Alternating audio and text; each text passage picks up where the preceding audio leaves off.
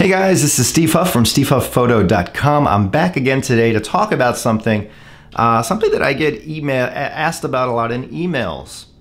Every week I get a few emails asking me about Sony cameras and which Sony should I buy is the question I get. Now, most of you probably are aware that today you can buy still the original Sony A7, the original Sony A7S. The A7R original is finally discontinued and sold out, but you can still buy that original full frame Sony A7 for around $800 brand new. You can get the A7 II, you can buy the A7S, A7S II, and while the new version 3 or Mark III versions, I should say, are out now, if you want to save some money and maybe you don't need all of these new features, maybe you might want to take a look at some of the older Sony models, which again, you can still buy new. I'm going to give you my thoughts and share some photos with the older Sonys. And as I show you the photos, and I will talk about it here, but let's start with the original Sony A7. Now, that camera came out, and when it came out, it was a big deal because it was small, it was mirrorless, and it was full frame. At that time, we didn't have this huge, these huge models now like that are technologically advanced compared to then. We didn't have an A7 III, we didn't have an A7 II, we didn't have an A7 R2. We had the A7 and A7R. Your A7 was your basic full frame and your A7R was the resolution, the high resolution model. But the A7 you can buy today on Amazon brand new for around $800. Is it worth $800? Well, it depends on what you want. If you want gorgeous image quality with Sony lenses, E-mount lenses that are now made by various manufacturers, if you want to use it with Leica M glass, you can, as long as it's not ultra wide angle because you'll have issues. But the Sony A7 for $800 is a great buy today if you don't really care about fast autofocus speed or really long battery life. The A7, the original, feels a little different from the newer models. It's a little slimmer in the grip. It has a different kind of surface, more of a slick, shiny surface.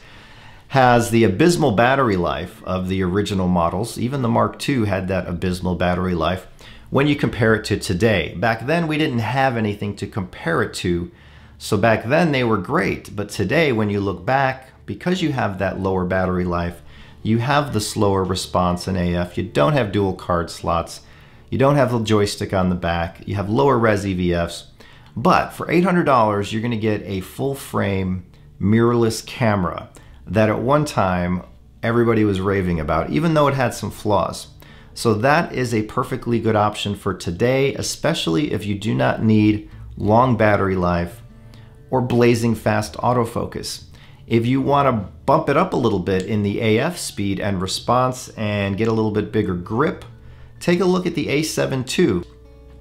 The A7 II improved on the A7, not so much in the battery life because it used the same battery, but it was a faster, more mature camera. It had better response, better autofocus speed, it felt better in the hand. It was just an overall great camera. So for about $400 more over the A7, you can still pick up today a brand new A7 II direct from Amazon or B&H Photo, wherever you would like to buy one. The A7S was one of my favorite cameras ever from Sony. I owned it and I loved it. I shot with it. That 12 megapixel file sounds pretty pitiful by today's standards, but it's still beautiful. The A7S was able to put out a fantastic file, and it worked really well, at least in my opinion, with 35mm and up Leica M glass with an adapter, and it made for a great low light manual focusing setup. But then the A7S II came along. Again, it gave you the different body, a little beefier grip and feel, a little faster autofocus, and some improvements. So if I was buying an A7S model today, I would buy the A7S II because the A7S original is still $2,000 because that model is still popular with filmmakers and those who want the best of low light abilities. The A7S II is going to be like $2,200, so $200 more, and you're getting the improvements that came along with it, the bigger grip, the better feeling body, the faster autofocus, etc.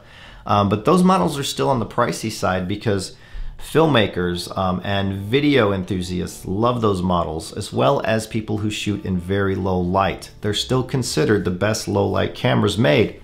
But I have a feeling an A7 III is coming very soon and will be on the way very soon. And that's the model I've really been waiting for from Sony.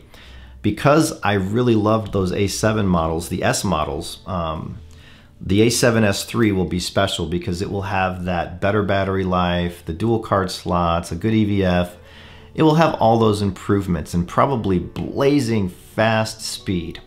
Now, those are all the older models that you can still buy from Sony, and they're all good in their own right. They all have their strengths, they all have their weaknesses. If you're looking for a model today, you look to the Mark III models. So you have the A7 III, the A7 R3. The A7 R2, I forgot to mention, is also still available. While you can't get the A7R, that's been discontinued, the A7 R2 is still available at a great price on Amazon, B&H, again, wherever. The A7 R2 improved on the A7R in many ways, including much faster autofocus and better response. That was the general theme of the Mark IIs, in my opinion, in my use. What I got out of them was a better feeling body, faster response, faster autofocus, improvements with the EVFs, etc. But then you move on to the version Mark IIIs, the Mark III versions, and you're getting super crazy lightning fast autofocus. You're getting insane battery life. This new battery system is just incredible, guys. I'm shooting this on an A7 R3 right now, and the battery life just goes on and on and on. You have the dual card slots, that lightning fast autofocus, even with the high-res R3. Now these models are going to set you back a lot more money, you know, over $3,000, $3,200 I believe for the A7 R3. But go to the A7 III and you're getting most of that A7 R3 besides the resolution. This is why the A7 III is probably Sony's biggest seller, or going to be their biggest seller ever. It's still sold out and it's been launched already and shipped already, but you can't buy one because they're sold out everywhere. The world has seen the A7 III capabilities, and for the under 2,000 price point, or around $1998, so it's around $2,000, that in my opinion is the best bang for the buck camera right now today in the world. You're getting full frame, you're getting crazy good battery life, insane speed for autofocus and response, dual card slots, the improved body with the joystick, a great EVF, and great video capabilities, as well as great low light capabilities. All the new Sony models are wonderful in low light. The R3, the 3, and of course the flagship model in the Sony line, which is still the A9. The A9 is just an incredible camera, and a lot of people mistake it for just a sports camera, and it's not. If you take the A9, you can shoot anything with it. With that said, you can shoot anything with the A7 III and do it with confidence. But the A9 has that no blackout EVF.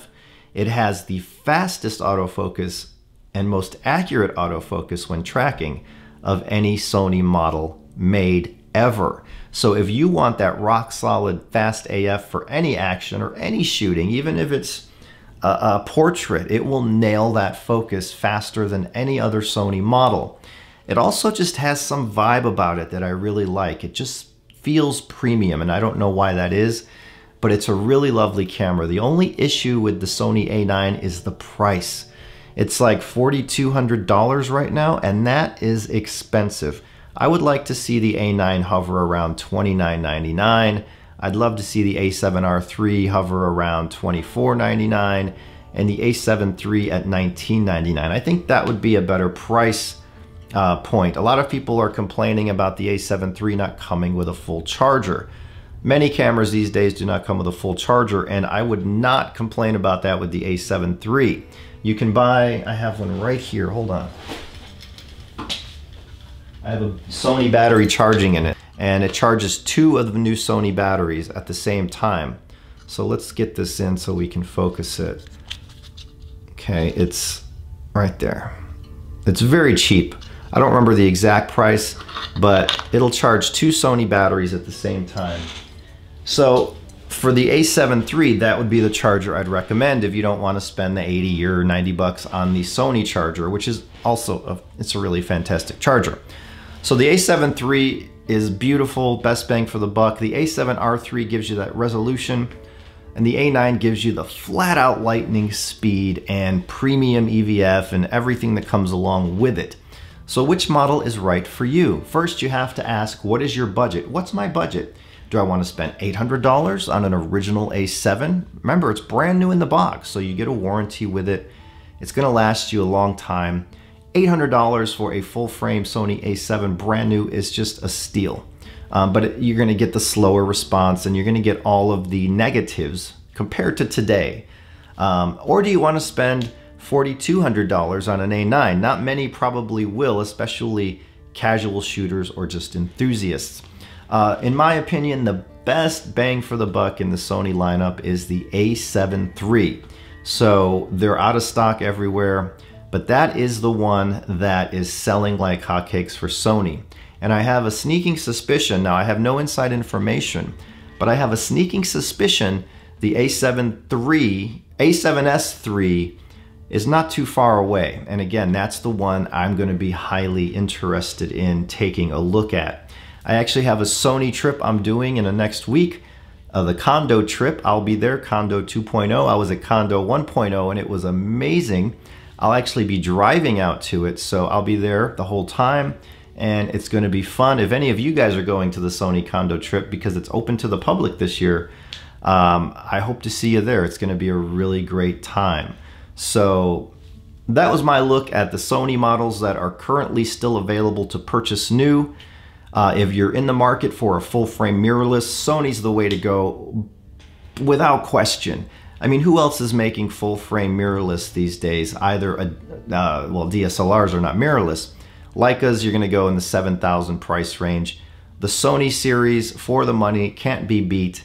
And a lot of people will argue, well, why not APS-C? What's wrong with APS-C? Nothing's wrong with APS-C, but it's a different flavor of rendering and imaging. APS-C offers benefits. You'll get sometimes better focusing because you have not as much of that shallow depth of field, right? So I prefer full frame all the way, all the time. But I also do love other cameras with smaller sensors. But for $19.99, that A7 III is a knockout bang for the buck because it's so capable and so close to even the flagship A9. It borrows the same focusing algorithms from the A9. So this is Steve Huff. Have a great weekend, guys. It's Friday here, and I'm gonna go out and enjoy the weekend. Take care. If you like this video, thumbs up and subscribe. There's always more on the way. And I'll be doing some videos from the Sony Condo trip here in the next couple of weeks. So stay tuned for that, and I will talk to you guys soon. Bye.